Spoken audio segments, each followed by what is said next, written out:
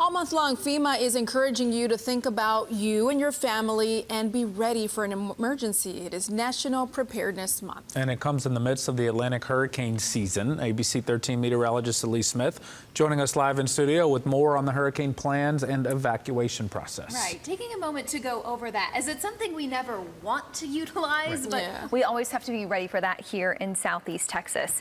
And knowing what to do and where to go before we even have a major storm looming in the Gulf will help us fare better when it comes time to do so. This all top of mind as we approach the 20th anniversary of Hurricane Rita this week.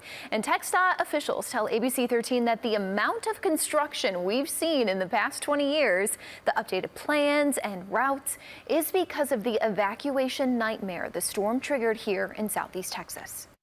In light of Hurricane Rita, part of that after action was meeting with the local officials, the county judges and the county EMCs, and coming up with a solution of how can we evacuate more efficiently.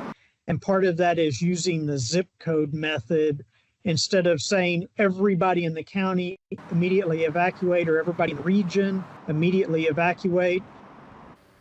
It's also important to know the difference between contraflow and evacu lanes, two different ways that they could open up during evacuations, and the latter, evacu lanes, that's kind of new for evacuations. So first is contraflow. This is what we have right here. This is when traffic is opened up to both sides of a road or highway so traffic can travel in the same direction. So it's kind of like you're driving on the wrong side of the road to get out of town. The only time this has ever been used in Texas was during Hurricane Rita. As for evacu lanes, these are somewhat new. This can either be a shoulder, a feeder road, or county road that can be utilized in the same direction of traffic for an evacuation.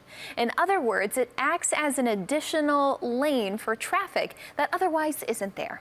And if an evacuation is called for, TxDOT tells me that they will specify which, if not both, methods they would use when and where in Southeast Texas. Reporting in studio, meteorologist Elise Smith, ABC 13 Eyewitness News.